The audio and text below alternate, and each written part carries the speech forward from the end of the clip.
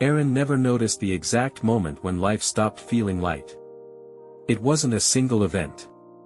It wasn't some dramatic collapse where everything fell apart in one night. Instead, it was slow, so slow that he didn't even recognize it as pain at first. It felt more like pressure. Like something invisible sitting on his chest, growing heavier with every passing week.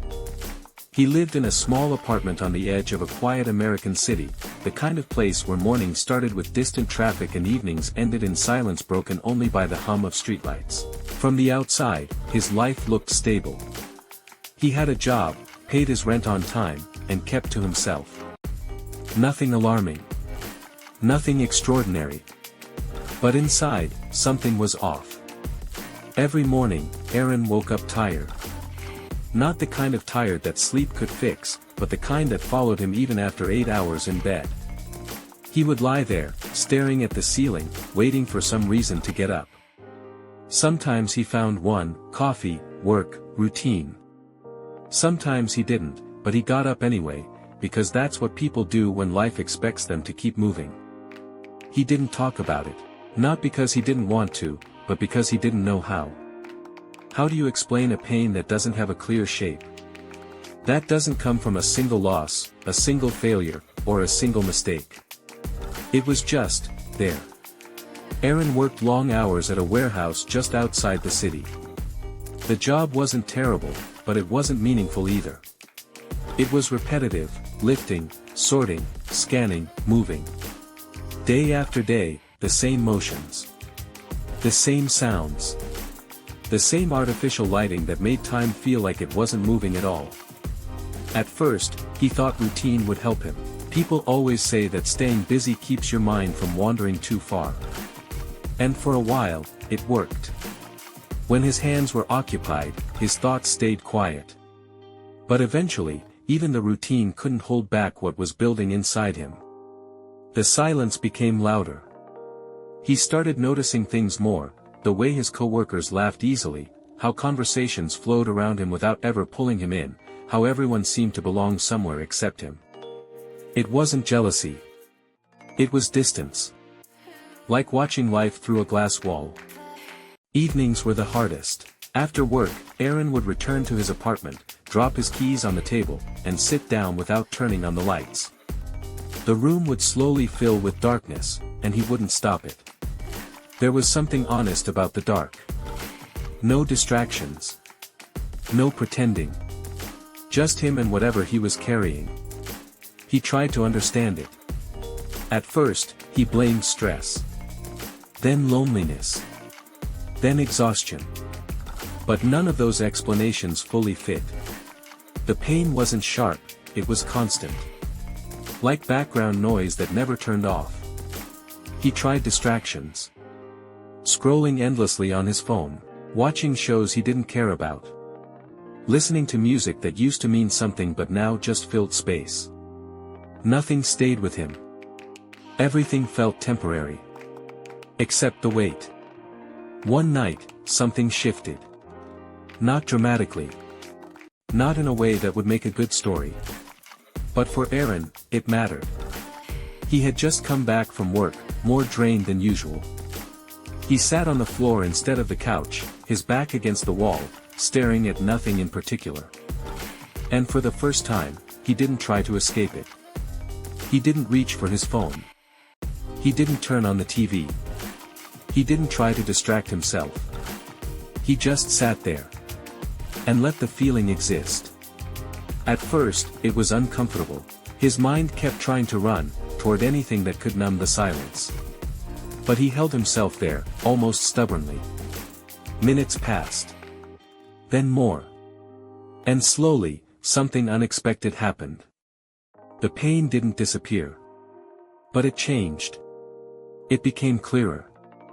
Not smaller. Not weaker. But more understandable. He realized it wasn't just one thing. It was layers. Years of unspoken thoughts. Moments he ignored. Feelings he pushed aside because they didn't seem important at the time. All of it had stayed. All of it had built up. And now it was asking to be felt. that realization didn't fix anything overnight. The next day, the weight was still there. Work was still the same. The silence still followed him home. But something inside him had shifted. Instead of running from the pain, he started noticing it. When it showed up. What made it heavier? What made it quieter? He began to see patterns. Mornings were heavy because he woke up already thinking about everything he didn't want to face. Work felt draining not just because of the labor, but because it lacked meaning for him. Evenings hurt because that was when everything he ignored during the day came back all at once. It wasn't random. It was connected. That was the first real step.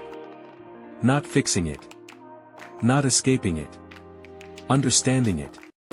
Days turned into weeks, and Arin slowly started making small changes, not big, life-altering decisions, but quiet adjustments. He began taking walks after work instead of going straight home. At first, it felt pointless. But over time, those walks became something he relied on. The open air helped. The movement helped, but more than anything, it gave him space to think without feeling trapped. He also started writing. Not because he was good at it. Not because he had anything profound to say. But because he needed somewhere to put the thoughts that kept circling in his mind. At first, the pages were messy. Random sentences. Half-formed ideas. Frustration without direction. But slowly, the words began to take shape. And with them, so did his understanding of himself. He wrote about the pressure he felt to have everything figured out. About the quiet fear that he was falling behind in life. About the loneliness that didn't come from being alone, but from feeling unseen. And the more he wrote, the more he realized something important: the pain wasn't his enemy. It was a signal. It was showing him what he had been ignoring. What he had been avoiding. What he actually needed to face. That realization didn't make things easier. In some ways, it made them harder. Because now he couldn't pretend anymore. He couldn't numb it the way he used to. He had to sit with it. Listen to it.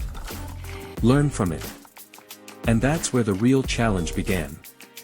Because understanding pain is one thing. Living with it is another. There were days when he felt like he was making progress. When the weight felt lighter, more manageable. And then there were days when it came back stronger than ever, making him question everything. Was he actually healing? Or just getting used to it? But even on the worst days, one thing was different now. He didn't feel completely lost anymore. He didn't feel like the pain was something happening to him. It was something he was beginning to understand. And that made all the difference. By the end of that month, Arin realized something quiet but powerful: the goal wasn't to get rid of the pain. It was to learn how to carry it, without letting it control him. And that was only the beginning. Progress didn't arrive the way Arin expected. There was no steady climb, no clean path forward where each day felt better than the last. Instead, it came in fragments, small moments of clarity surrounded by long stretches of doubt. Some days felt lighter, like he was finally understanding himself. Other days felt heavier than before, as if everything he had uncovered was now pressing down on him all at once. And those were the days that tested him the most. It started with a morning that felt unbearable. Arin woke up before his alarm, his chest tight, his mind already racing. There was no clear thought, no specific worry, just a wave of heaviness that made it hard to breathe. He stared at the ceiling, feeling the familiar weight return, but this time it felt sharper, more direct. Understanding the pain hadn't made it disappear. If anything, it had made it louder. Because now he could no longer ignore it. He sat up slowly, running his hands over his face, trying to ground himself. He had work in an hour. Responsibilities didn't pause just because he felt overwhelmed. That was one of the hardest truths he had learned: life doesn't stop while you're trying to figure yourself out. At work, everything felt off. The noise was louder. The lights harsher. The routine more exhausting than usual. Every small inconvenience felt amplified, the weight of the boxes, the repetition of movement, even the sound of his own footsteps. He tried to focus. Tried to stay present. But his mind kept drifting back to that feeling, like something inside him was unraveling, slowly but persistently. Around midday, he stepped outside for a break. The air was cold, but it helped. He leaned against the wall, closing his eyes for a moment. For the first time in weeks, he felt something close to frustration rise up inside him. Not quiet sadness. Not silent exhaustion. But frustration. "Why is this still here?" he muttered under his breath. He had been trying. He had been paying attention, reflecting, writing, walking, doing everything people say helps. So why did it still feel like this? That question followed him for days. And the more he thought about it, the more he realized something uncomfortable. He had started treating healing like a task. Like something he could complete if he just did the right things. But pain doesn't work like that. That realization hit him one evening while he was writing. He had been staring at the same sentence for 10 minutes, unable to move forward. Frustration built up until he finally closed the notebook and leaned back, exhaling slowly. "This isn't something I can fix," he said quietly. And for a moment, that truth felt heavy. But then, it felt honest. From that point on, something in his approach began to shift. He stopped trying to solve the pain. Instead, he started asking different questions. Not, "How do I get rid of this?" but, "What does this need from me right now?" The answers weren't always clear. Sometimes, the pain just needed him to slow down. Other times, it needed him to step away, from work, from noise, from everything that felt overwhelming. And sometimes, it didn't need anything at all. It just needed to exist. That was the hardest part to accept. Because doing nothing feels wrong when you're used to fighting everything. Weeks passed, and Arin found himself in a constant balance between effort and acceptance. Some days, he pushed himself, went for longer walks, wrote more, tried to engage with the world around him. Other days, he allowed himself to rest, even when it felt undeserved. And slowly, he began to notice something important: the pain wasn't always the same. There were different kinds. Some were sharp and immediate, triggered by specific thoughts or memories. Others were dull and constant, like a background presence that never fully left. And then there were moments, brief but real, when it wasn't there at all. At first, he didn't trust those moments. They felt temporary, almost fragile. Like they could disappear if he acknowledged them too quickly. But over time, he started to recognize them as part of the process. Not the end of it. But proof that something was changing. One evening, during one of his usual walks, Arin noticed something different. He wasn't thinking.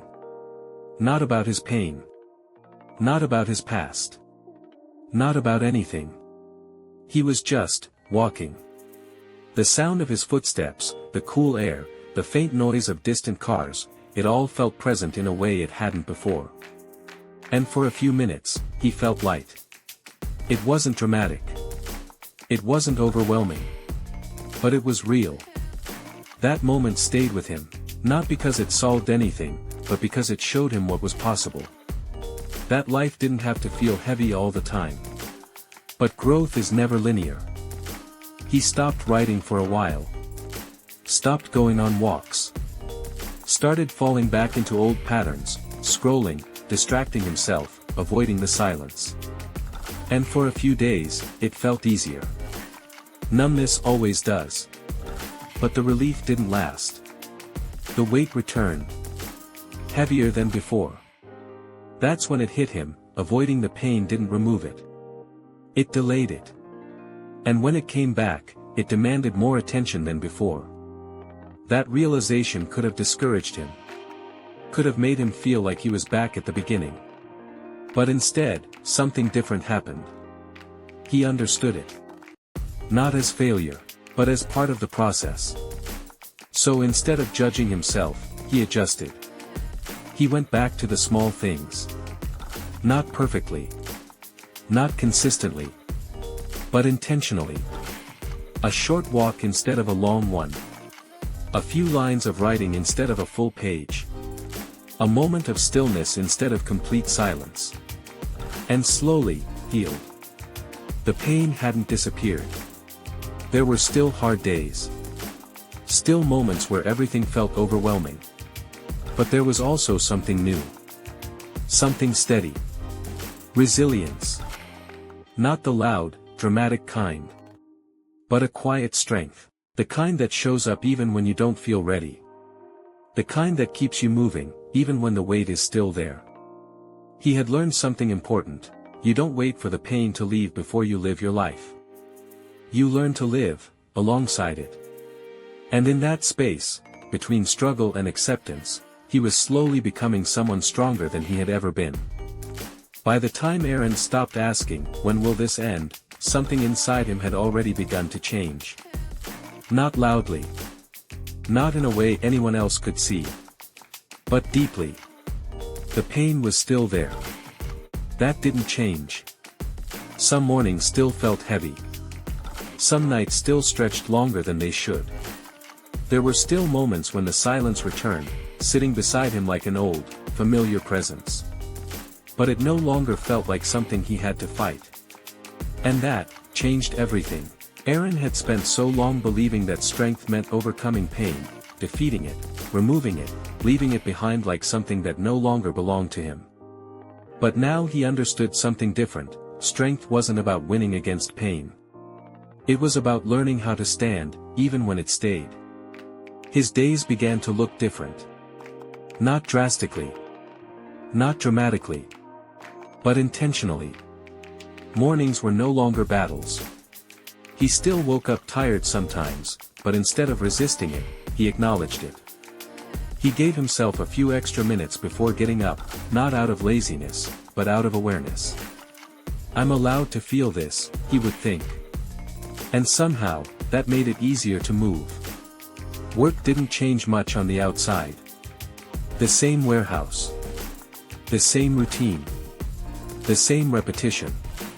But Arin changed how he showed up to it. He stopped expecting the job to fulfill him emotionally. He stopped resenting it for not being something it was never meant to be.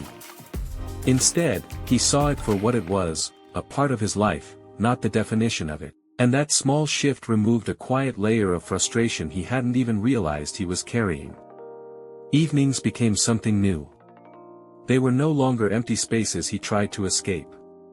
They became time he chose to spend with himself. Sometimes he wrote. Not always about pain. Not always about struggle. Sometimes just about the day. Small observations. Thoughts that didn't need to be solved. Other times, he sat in silence, not the heavy, suffocating silence from before, but a quieter kind. A peaceful kind. The kind that didn't demand anything from him. He started noticing things he had missed before. The way the sky changed colors just before nightfall. The rhythm of his own breathing when he slowed down enough to pay attention. The fact that even on difficult days, he was still here. Still moving. Still trying. That realization became his anchor. There were still setbacks. That didn't disappear. Some days, the weight returned without warning, pressing against him in ways that felt just as intense as before. Old thoughts resurfaced. Old doubts tried to pull him back into patterns he had worked so hard to step away from. But now, he didn't panic. He recognized it. This is part of it, he would remind himself. Not as a way to dismiss the pain. But as a way to stay grounded in it. Instead of spiraling, he slowed down. Instead of resisting, he observed. Instead of judging himself, he gave himself space. And slowly, those moments lost their power over him. Not because they disappeared. But because he no longer feared them. That was the turning point. Not when the pain got smaller. But when his fear of it did. Arin also began to reconnect with life in small, quiet ways. He started having brief conversations with coworkers. Nothing deep. Nothing forced. Just simple exchanges that reminded him he wasn't as distant as he once felt. He explored parts of the city he had ignored before, parks, quiet streets, places where he could just exist without pressure. He didn't rush these changes. He didn't force himself to become someone new. He just allowed himself to expand, slowly. And in that slow expansion, he found something unexpected, moments of genuine peace. Not constant happiness. Not a perfect state of mind. But real, grounded peace. The kind that coexists with imperfection. One evening, as he sat by his window watching the city lights flicker on, Arin realized something that would have felt impossible months ago. He wasn't waiting for his life to begin anymore. He was already living it. The pain hadn't disappeared. But it no longer defined him. It became something else. A reminder. A teacher. A part of his story, but not the whole of it. He understood now that life wasn't about reaching a point where everything felt perfect. It was about learning how to keep going, even when things weren't. And more importantly, learning how to be kind to yourself in the process. Because for the first time, Arin wasn't trying to escape who he was. He wasn't trying to fix himself like something broken. He wasn't trying to rush toward a version of life that didn't exist yet. He was simply present. Present with his thoughts. Present with his struggles. Present with the small, quiet moments that made up his days. And in that presence, he found strength. Not loud. Not visible. But real. The kind of strength that doesn't need to prove anything. The kind that doesn't disappear when things get hard. The kind that stays. Arin stood by the window for a long time that night, watching as the world continued moving outside, cars passing, lights shifting, people living their own lives. And for the first time in a long time, he didn't feel separate from it. He felt like he belonged. Not because everything was perfect. But because he had learned how to stand within his own life, exactly as it was. And that was enough.